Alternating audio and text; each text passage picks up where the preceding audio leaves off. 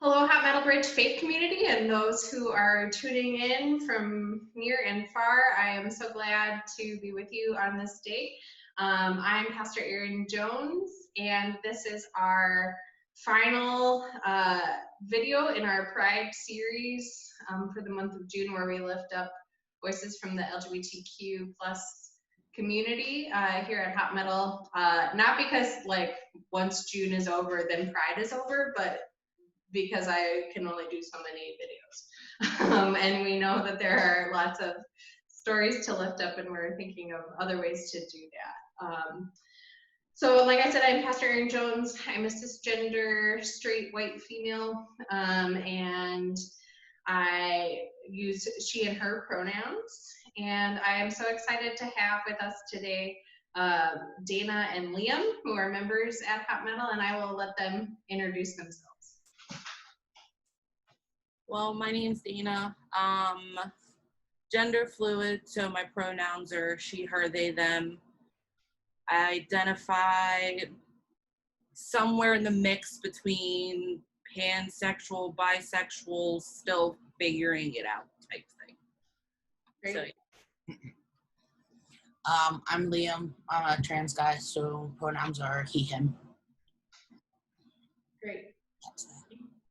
Thank you. And so, yeah, so we have been, that's how I have been starting these videos, with having people offer their identities and their, these labels that for better or worse we carry on us.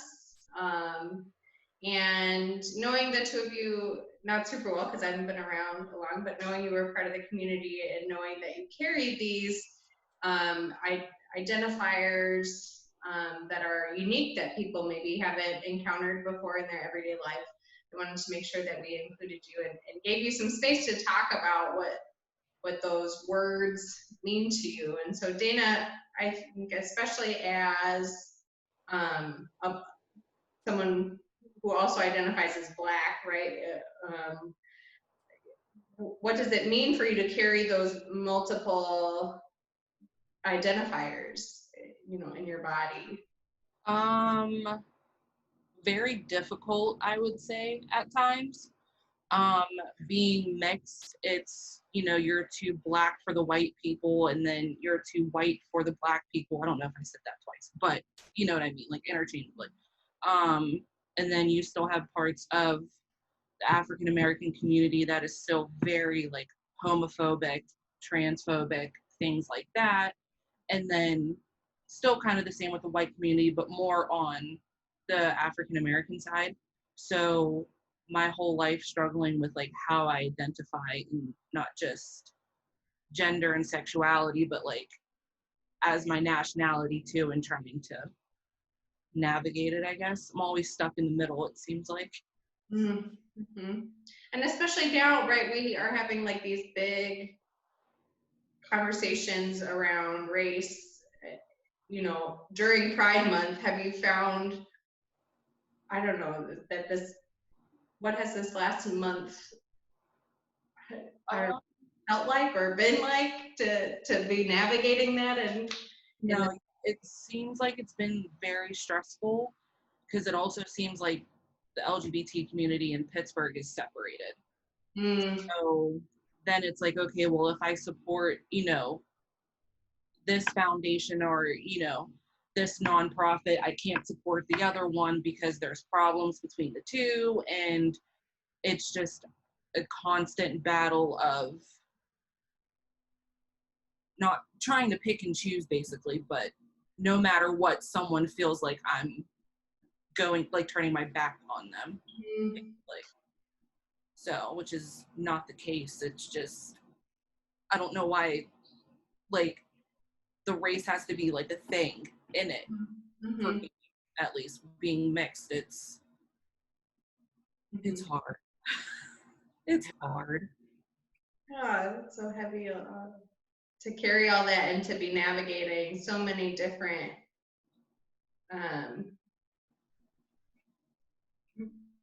like paths, I guess. Yeah, all at once. Wow. Well, thank you for sharing and yes. doing. I mean, you can't really help that that's where you're on, but I know you do a lot of work to help bring those identities together, right? Because they are together in you. No, yeah, for sure. And it's one big lump of things for one person, and it's just insane. Wish I could separate it, but I guess I can't. It's how God created you, yeah. Yeah. Liam, you identify as a trans man, and I was just listening to Laverne Cox's conversation with Brene Brown, and he said, right, people have a really hard time wrapping their heads around trans identity in particular because so few people know someone who's trans, or know that they know someone who's trans. And so I don't want you to talk for the whole trans community, but can you talk a little bit about what being trans means to you, and what your gender identity, why that's important for you? I don't know. That's big. I always felt like out of place, I guess. So, I was always like a tomboy growing up and stuff like that. And then when I finally figured out like trans was a thing, it kind of all made sense, I guess. So that's why I started transitioning. A lot of people do have an issue when you say like you're a trans guy. People they're always like, well, wait, were you born this or born that? People don't understand like that part of it. So we always have to explain it. That seems to happen all the time too. And then there's all the how you identify like your sexual orientation. I guess that's a whole thing that people don't get to. Because I have plenty of trans guys that are identify as like gay males and vice versa and things like that. So that turns into a whole mess of confusion for people. But I don't know, for me it just started kind of like figuring out who I was, I guess, and feeling like comfortable in my own skin. So hasn't been a walk in the park, but at least I feel better about myself in that respect anyway. So it helped. It helps with your depression and stuff like that when you figure it out too, because you have a lot of anxiety and depression when you never feel like you're fitting in or like in the right spot or in the right body or like things like that. So it creates a whole other mental health side of it too. So Yeah. Well, and I can only imagine what a weird experience to want to not only grow up not feeling like you have a place, but then once you have figured out, then to have so many of your conversations with people about that to be about your genitalia and your sex life. Like, we don't engage in those conversations, in polite society. So it, the fact that straight people think we can with trans people, it boggles my mind that that's the place so many people go to. So what an awkward existence to have, where you're like, it happens a lot. yeah. Whenever you come out, those are always the first questions. So it's always questions like that instead of just, oh, okay, that's cool. And then it's always the awkward questions. Mm-hmm. Yeah. Anyway. Mm-hmm. And both of you had, when you were growing up, kind of a church background, right? What was your church background? What was like your relationship to church? Well, my dad's side of the family is Christian Baptist, and then my mom's side is Catholic. I want to say Russian Orthodox. I've heard from my mom's side. Okay. But my mom converted over to Christianity. So when we lived in Georgia, went to church every Sunday. Absolutely loved it. But when I got to the point mentally where I was like, something isn't connecting. Something's not the normal of, 12, 13-year-old girls around me chasing after boys. And I'm like, not my cup of tea. But then also hearing the very negative, and I'd even say like hateful words spewing out of certain churches against the LGBT community made me very scared to even like go, because I'm like, it's something I can't control, and if I could control it, I would. I didn't wake up one day and just choose. So why am I getting, such backlash from people that don't even know me, and, against not only me, but like other people in the community? And it's like, don't choose it. So why hate against it? It's me.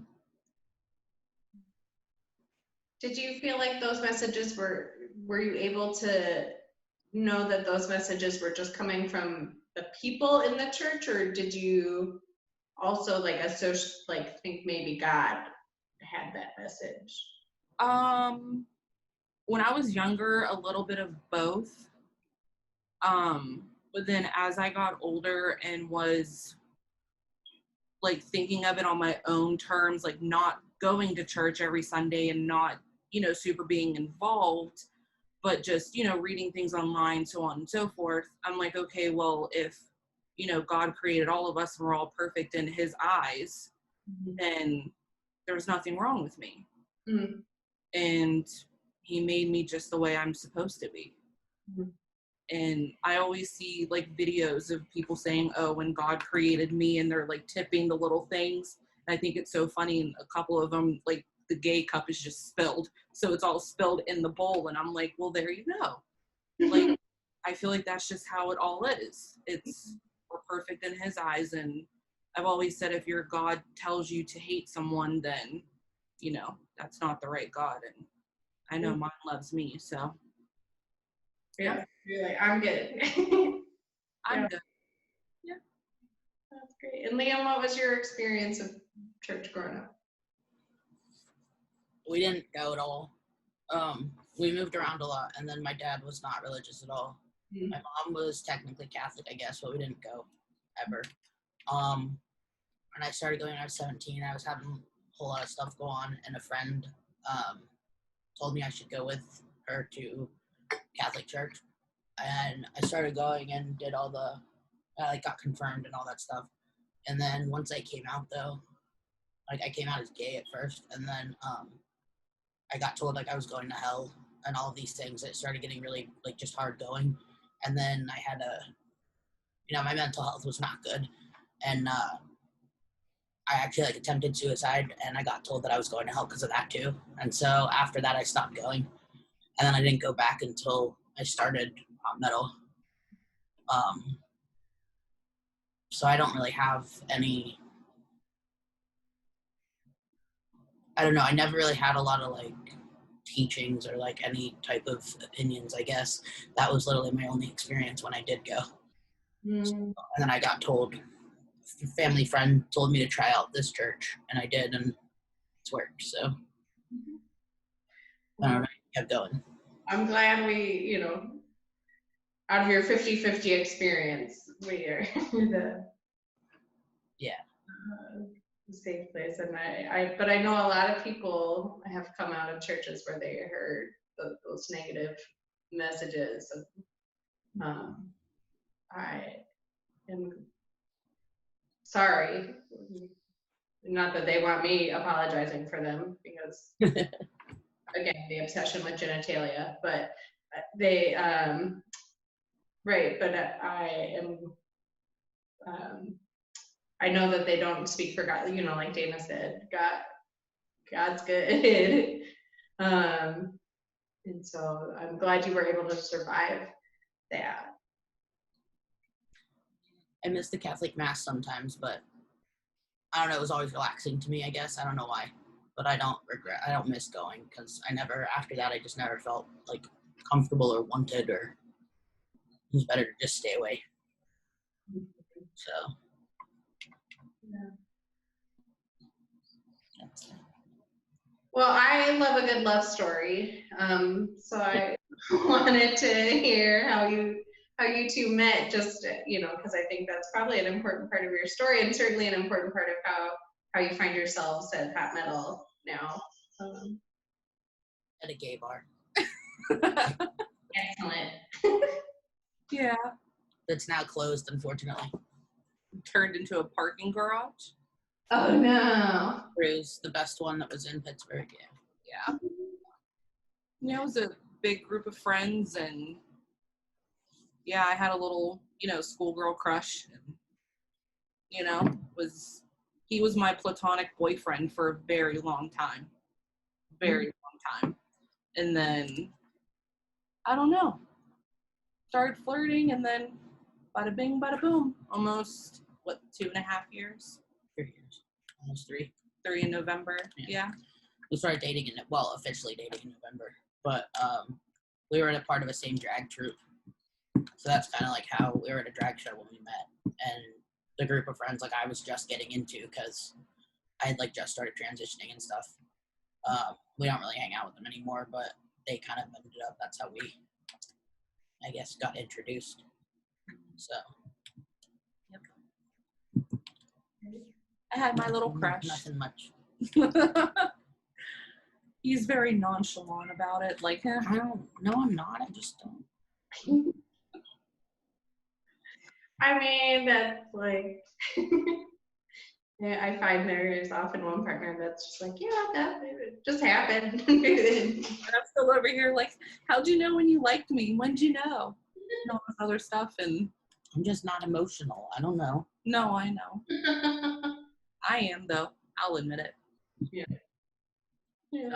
And so, Liam, you had already found Hot Metal, right? You said. Yeah. Before.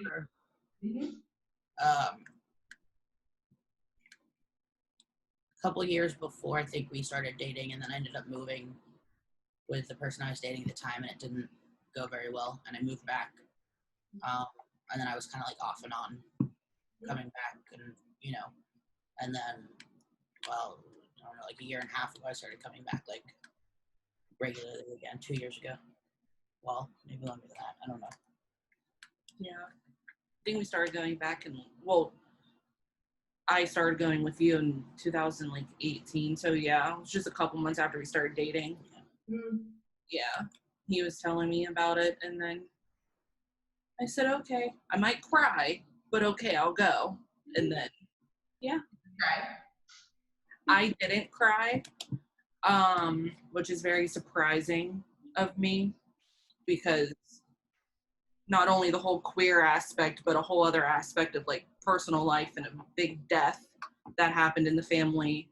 The last time I saw this person was at church. So that was always like a piece of, I don't know, hardness, I guess you'd say. So I'm like, I might cry when we go. And then we went and I didn't cry. So probably just not churchy enough. Like, probably just. I don't want to say that, Okay. but I think because the surrounding was different, and it's not the like usual church setting where you have the pew and all the, thingy like that. And yeah. What was it about Hot Metal that made you feel like you could stay? Like it was like just how relaxed it was a big part of it, and the fact that everyone was really nice when I first started going. There wasn't any judgment about who I was or anything like that. And then when I actually started going back was after I started transitioning, and like it wasn't a thing. No one really, I mean, whether no one knew or couldn't remember, I don't know, but like no one really cared, and it wasn't something that like I was getting judged on all the time, I guess. So I felt like I was more comfortable going there, and going there for for the reason I wanted to, and not having to feel like I was being watched all the time or like, I don't know, judged, I guess, right? So, and everyone there is really cool. And I started volunteering, so that was good too, which I'm trying to get back into. I just haven't yet.